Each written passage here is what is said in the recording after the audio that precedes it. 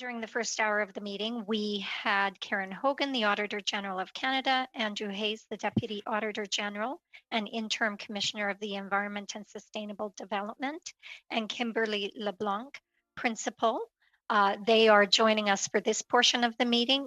The auditor has, I'm told, about an 8-minute opening statement. So shall we have her begin?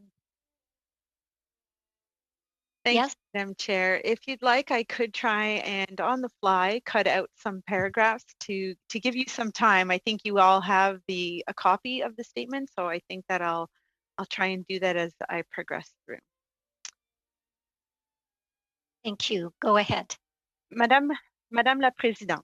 Madam Chair, we are pleased to have this opportunity to discuss the work of our office, including our most recent departmental reports. With me today are Andrew Hayes, Deputy Auditor General and Interim Commissioner of the Environment and Sustainable Development, and Kim LeBlanc, Principal of Human Resources.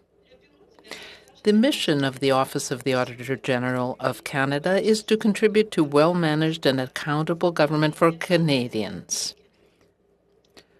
We do this by providing Parliament and territorial legislatures with independent and objective information, advice, and assurance about government financial statements and the management of government programs. I would like to start with our 2018-2019 Departmental Results Report, which was tabled in Parliament in December 2019. As shown in our financial statements, our net operating cost was $98.6 million, and we employed the equivalent of 552 full-time employees. With these resources, we completed a total of 21 performance audits, including 6 led by the Commissioner of the Environment and Sustainable Development, and 1 reported to a northern legislature. In addition, the Commissioner presented the annual report on environmental petitions, and we conducted 9 special examinations of Crown corporations. In terms of our financial audit work, we issued clean opinions on 85 of the 89 financial statements of federal and territorial governments and of Crown corporations that we audited. We also presented commentaries derived from our special examination and financial audit work. In the 2018-19 fiscal year, we appeared before 11 different parliamentary committees for a total of 46 hearings on our audit work. Parliamentary committees can use our reports to improve government management and accountability, namely by inviting departmental officials to explain how and when they will address our audit recommendations and by following up on progress at a later date.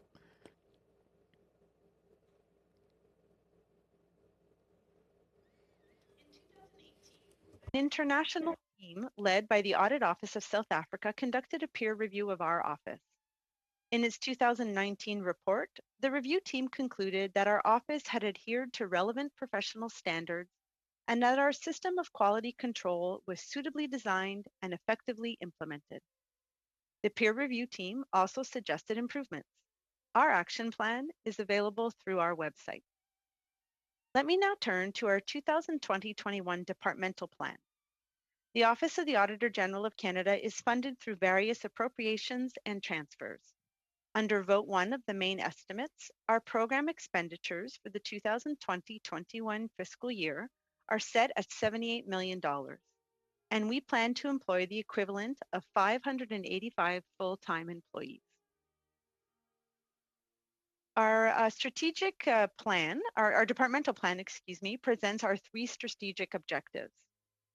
We are now more than halfway through the current year. These objectives have driven our work, including the way we have responded to the COVID-19 pandemic and our funding pressures. Our office has had to adapt to COVID-19. For the most part, our employees have been working remotely since March.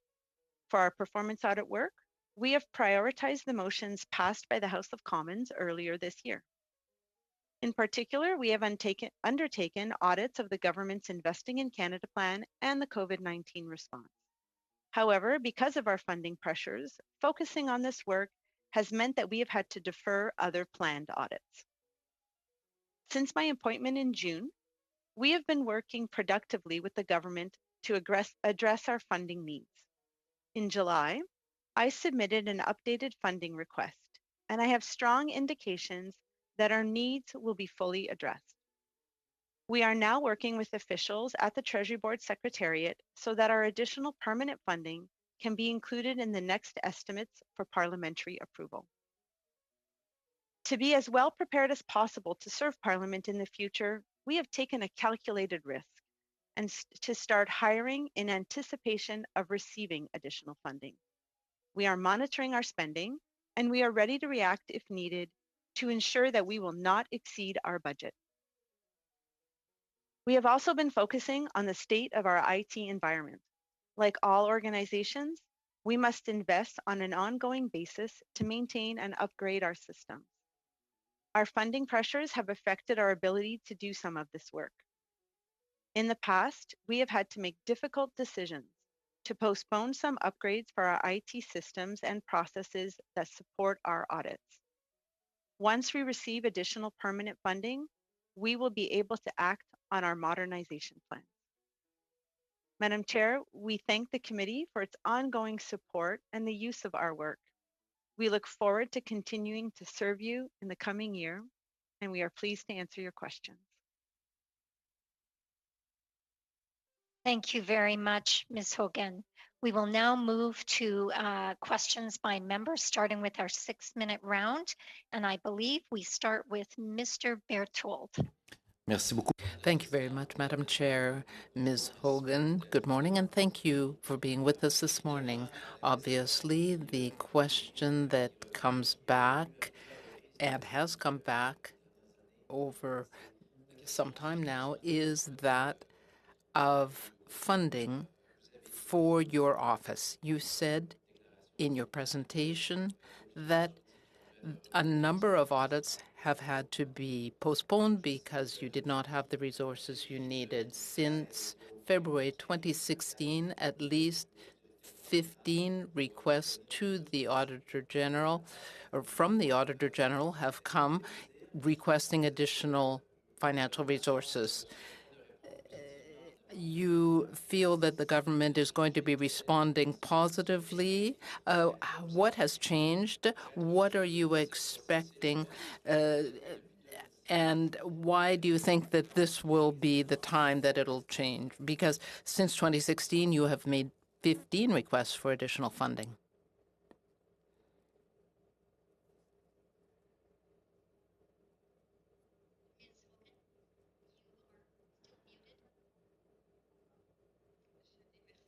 Thank you very much.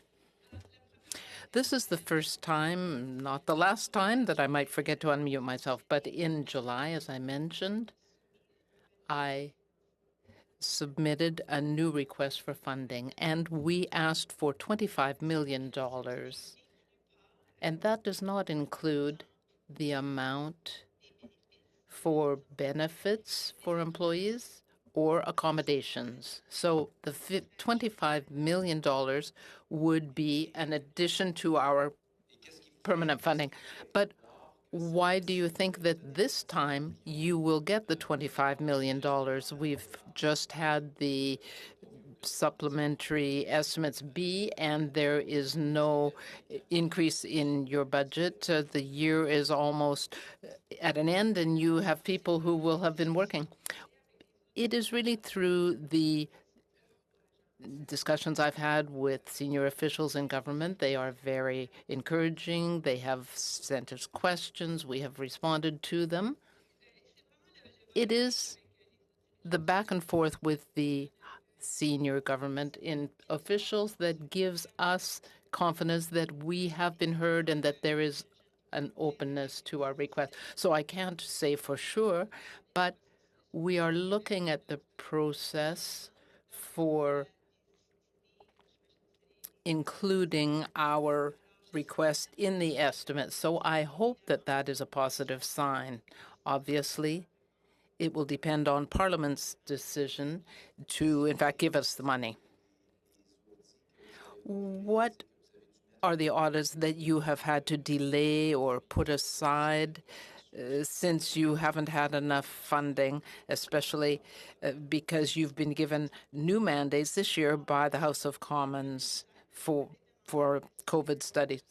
Perhaps I could ask Mr. Hayes to respond to the question part, but we have had to delay studies on cybersecurity, among other things, and we also postponed some audits that will be tabled later this year. The timing wasn't ideal, but I don't know if there are any others. Andrew, maybe you have something to add here.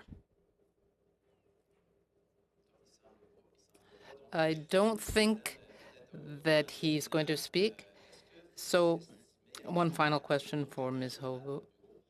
Hogan. Can your office do its work properly on behalf of Canadians already, or is that money absolutely necessary to carry out your mandate? The money is really necessary in order to enable us to carry out our mandate the way we feel it should be done. Right now, we are dealing mainly with the pandemic response and Canada's preparation, but the Office of the Auditor General does a lot of other work as well, and the government spends on many other things. We've got the issues of cybersecurity, of technology, and we want to study those issues. So we need the extra money to modernize our office and to increase the breadth of the subjects that we can look into. Do I have any more time left, Madam Clerk? Seconds left. Merci beaucoup.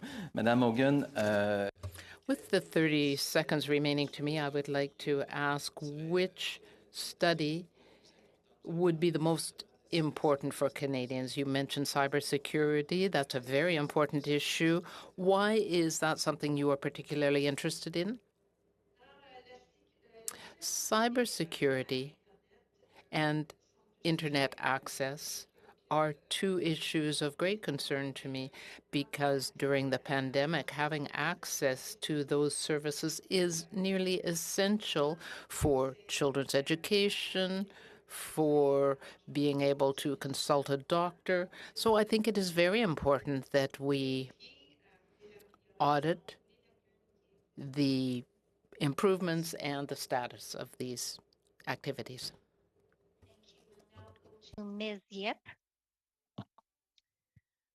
Welcome back to the committee, Ms. Hogan and Mr. Hayes and Ms. LeBlanc.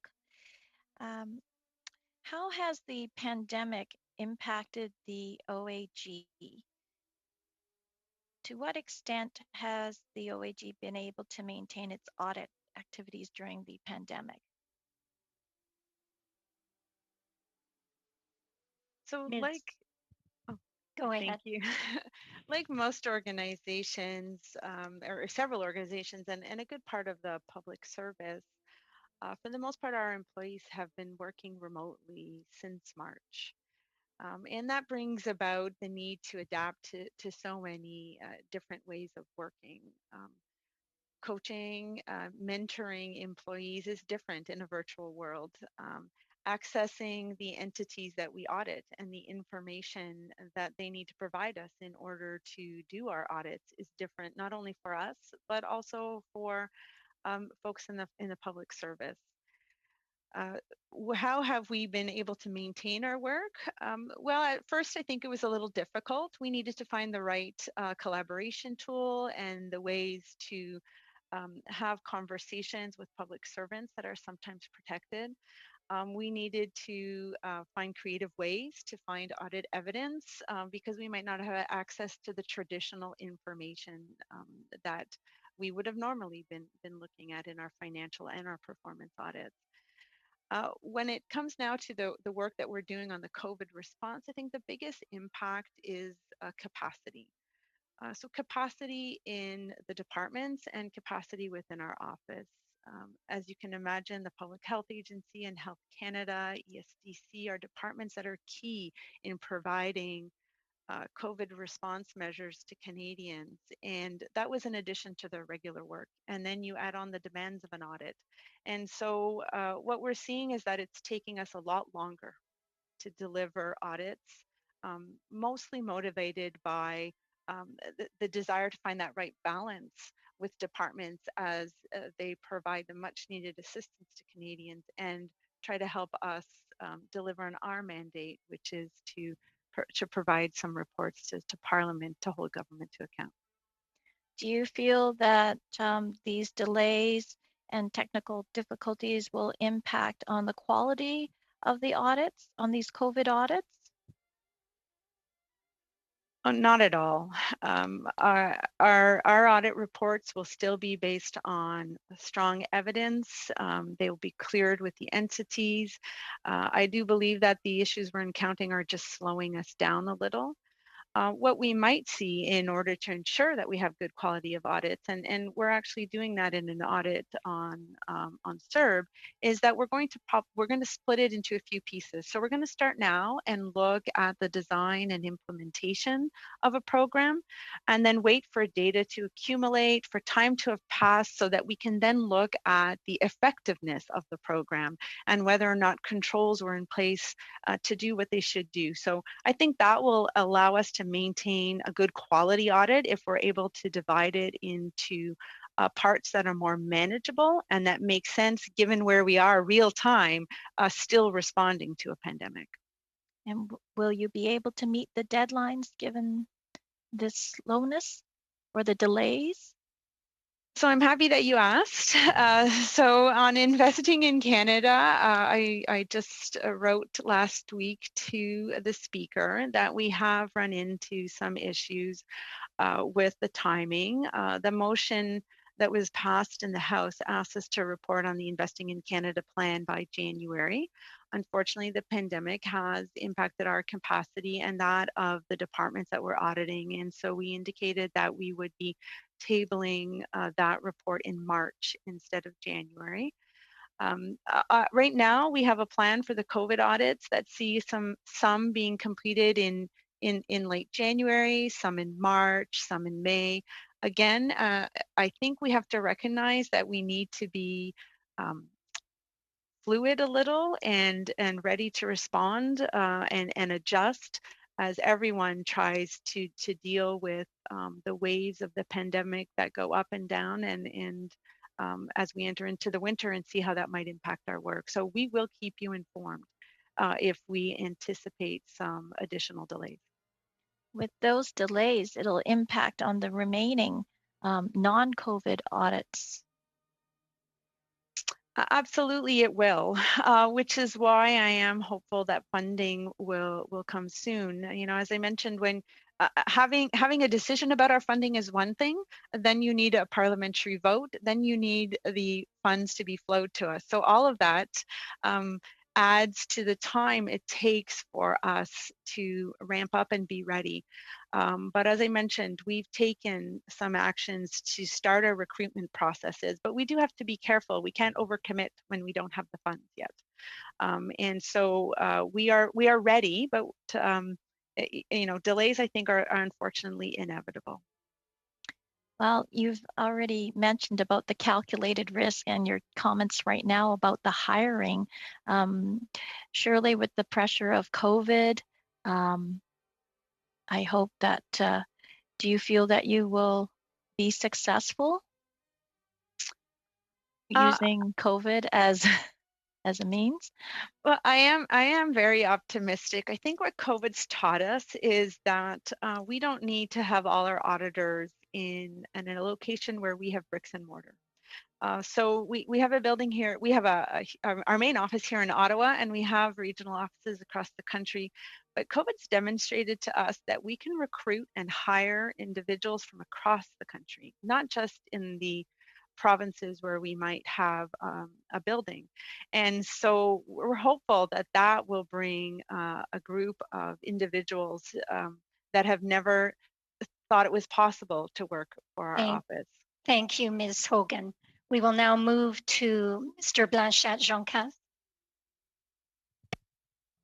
Merci. Thank you, Madam Chair. I first want to thank Ms. Hogan. I want to congratulate you once again on your appointment as Auditor General. I know that you have come through the Quebec University Network, and we're very proud of you. So I want to talk to you about the laxism that we see in the government spending, and I know that you worked on this last spring and you have been asking the government for the money you need to do your work 15 times over the past few years since 2016. You have asked for additional funding for the Auditor General's office. In May, you talked about a mechanism that would avoid you having to repeatedly go back to the government. Do you have confidence that your funding will become statutory and permanent? As you mentioned, a request for additional funding is important, and we have seen important positive progress toward additional funding for now and for the middle term. This will give us funding, but we would like to have an independent mechanism that would enable us to not have to go back to request funding. And I hope in the future to carry on with my efforts to have that sort of mechanism where we can get immediate additional funding when required. I think that is the next discussion that we will be having over the next little while, how to ensure that there is a fair, independent mechanism. Thank you. Ms. Hogan, speaking of money, your predecessor, who was the acting Auditor General, asked for an addition $10.8 million in his budget of $88 million. Now you have asked for $25 million. Why has there been this additional amount? Well, the increase is because of the time that has gone by. The $10.8 million was based on Mr. Ferguson's work and assessment at that time. And obviously, there has been an increase in needs since then. With request to FTEs, the full-time equivalents, we have stepped up our use of technology over the past few years. This is an increase in needs that is increasing all the time in an accelerating way, and so we need additional resources to keep up with technology. I would also like to make sure that we get back to the performance that we achieved earlier. I am also a new Auditor General, so I have objectives that I would like to achieve and factors I want to address. I would like to modernize our reports and our communications with Canadians so that our reports are more broadly available. So that requires a pool of money as well. And we need to have those extra resources. In May, we looked at the various programs that the government put in place to quickly deal with an unprecedented situation. And you said at that time that when the government makes quick decisions, there is more chance of error. And you have said that there was a need for mechanisms to identify abuse and fraud. And what has happened since May, when you talked to us about that, to put in place such mechanisms? The mechanisms that should be implemented are not really within our jurisdiction. It's up to the departments to identify whether payments are made in error. and it's not our responsibility to do that. But I know that in talking with the departments that are managing the programs, they do have such mechanisms. As I mentioned earlier, we started with the implementation of the first types of controls, but there is a need for information to make sure that there is not abuse. We need to give the departments time to identify abusive payments or mistaken payments and to put in place mechanisms. We will certainly follow up on that, but we haven't not done so yet. In your new role, Ms. Hogan, you have an overview. You were the Deputy Auditor General before then. So what do you think are the priorities for improvement? Priorities for the Office of the Auditor General. The priority improvement. Oh, for our office? Very good. It is really the modernization of not only our systems of producing our reports. These are the discussions that we need to have within our administration, and we are doing so. We are all on the same page on that. Also, Hogan, we will now need to move to Mr. Green. Mon ami pour le bloc had my colleague from the blog, those were good questions. need to continue on that vein to identify what you would consider to be urgent and important. And when you state that you want to modernize these systems and principles, what exactly do you mean by modernize? Thank you for following up with the same question. So, I mean, we need to modernize our IT systems in order. If I look at audit work, so we already have systems that allow us to do data analytics, but that side of the audit world is evolving rapidly, and artificial intelligence has been being used. There's large amounts of data, and so we do need to make sure that we have the systems and the capabilities in order to be able to analyze the data that the government is generating and using to inform its decision making. Ms. Hogan, who would be the gold standard internationally on using the most cutting edge technology to provide what you've just described to us? That's a great question. I'm not sure I know who the gold standard would be, but I can tell you that we are absolutely consulting internationally with other countries and other audit offices across the world. So we are not going to be developing our own programs. We are not going to recreate the wheel. We are going to find out what's working well in other audit institutions and make sure that we can adopt software and tools that are already being used and proven to be effective. We also want to modernize our own processes, and like I said, the way we communicate is something that I think is really important, so that our audit work can reach more Canadians than just being used by the departments that we audit. I think that outreach is important so that Canadians understand that the government is honoring its commitments to them. And just to pull it back and to internalize that, you talked about the use of the information with our committees. Would you care to comment on whether or not you feel all of our departments and committees are using the data you provide them in meaningful and effective ways?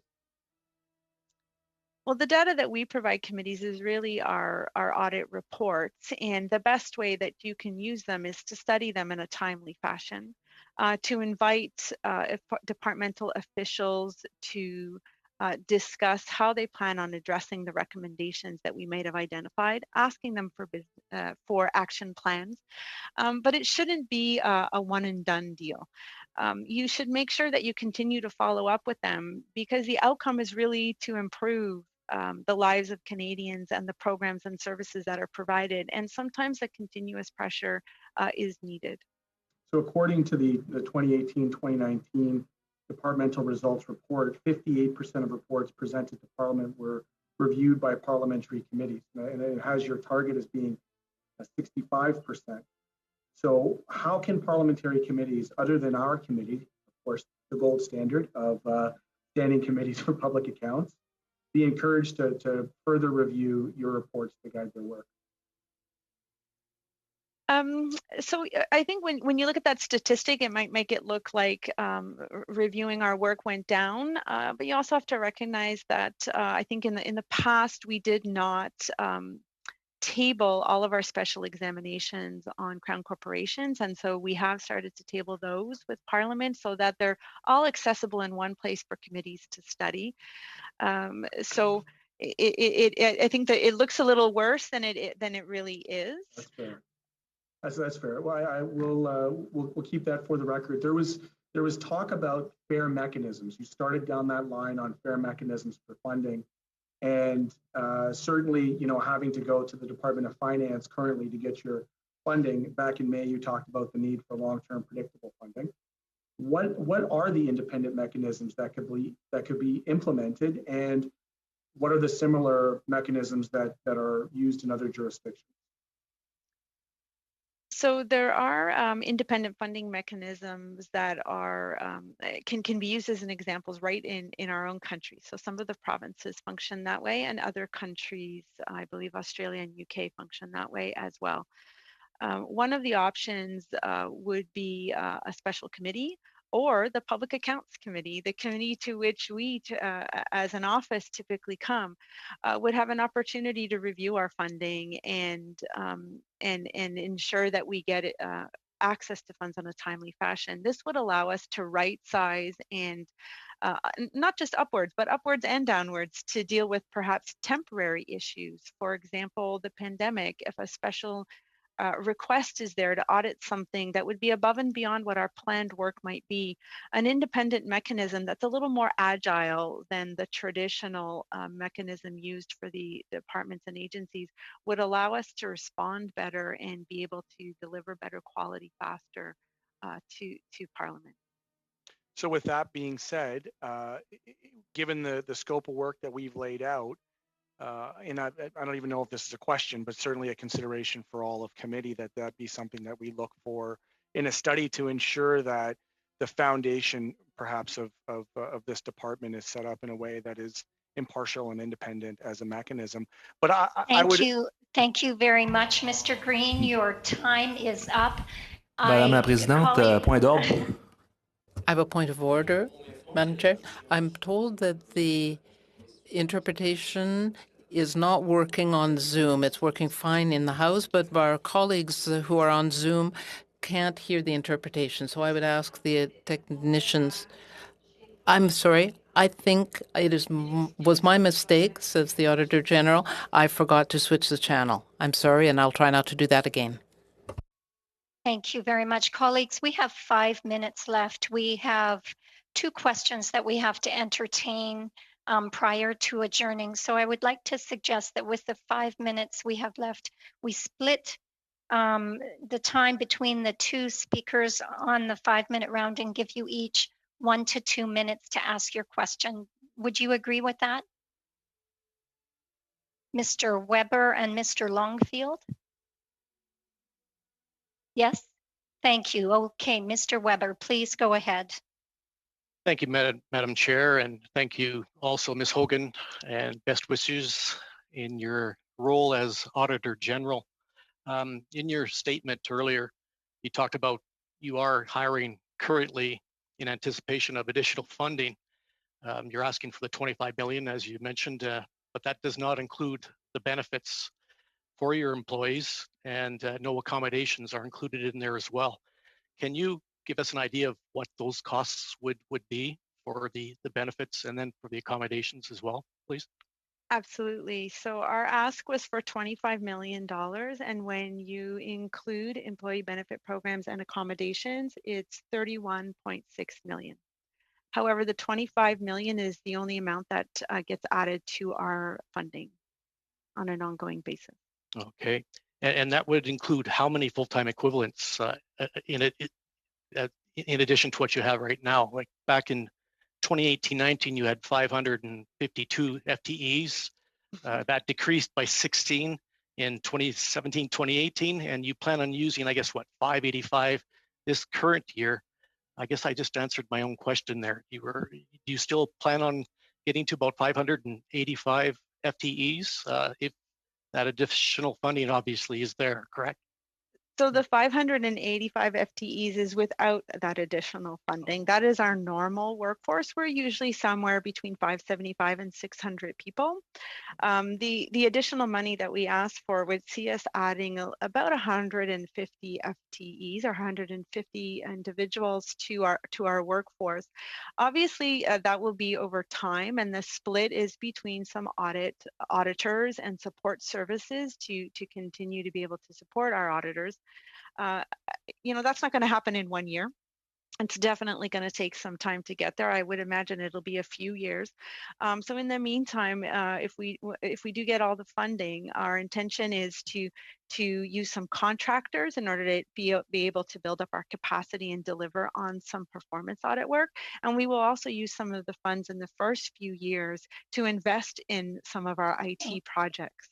Thank you, Ms. Hogan. Chair, point of order. Just quickly, yes. The numbers at the AG, I think we can just check the blues, but she referenced some numbers at the beginning, the 25 million and 31 million. Can the AG quickly re-encapsulate those numbers again? There was a lot of numbers thrown out there at the beginning.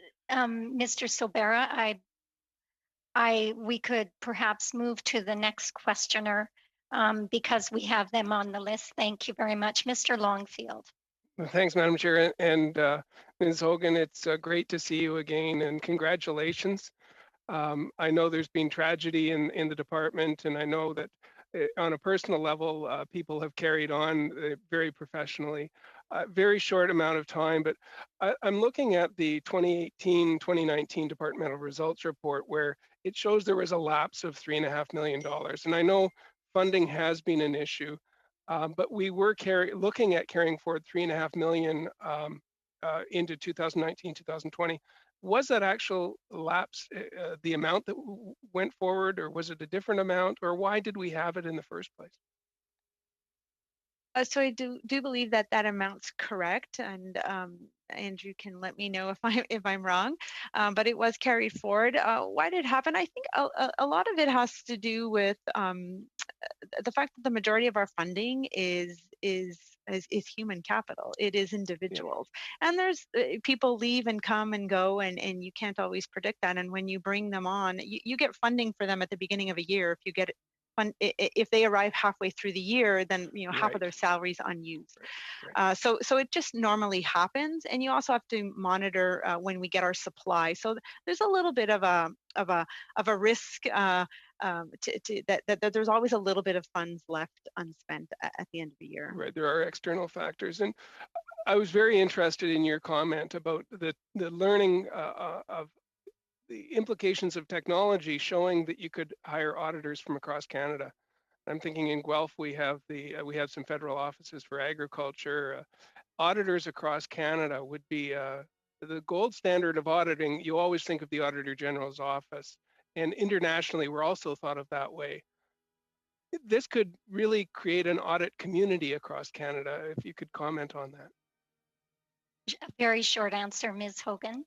It absolutely can. So, I'll selfishly ask all of you to let people know that we're hiring and they should check out our website. Thank you very much, Ms. Hogan. Thank you so much for joining us today. We really appreciate the opportunity, even though we had so many technical difficulties. Colleagues, I do have 2 questions for you. Shall vote 1 less the amount of $58,563,393 granted in interim supply carry? Yes. Yes. Great. Shall I report the vote on the main estimates to the House? Yes. Yes. Yes. Thank you. Thank you very much, colleagues. I appreciate that. Is it the committee's will? Are you in agreement to adjourn the meeting? Yes. I'm not done my lunch, but I hear You you. go long. You can go long. I just want to go on the record and say it's nice not to finish with the filibuster. So this is quite nice. And a thank you, It's not merci over to yet. the Auditor General. We should thank you, Auditor General. Yes, I agree. Thank you, Ms. Hogan. In the Mr. spirit of Sabara, bipartisan, I like- agree. She's a Montrealer. What do you expect? Montrealers, I hear you. Mr. Sabara, I can give you those numbers really quick. 25 Please. million and 6.6 million for a total of 31.6. Excellent. Thank you Thank very you. much. Merci beaucoup. Thank you. Merci, Madame Orion. Thank you Appreciate to Andrew Thank you very much. Blanchette as well. Thank you. Are we adjourned? We are adjourned. Great. Thank you.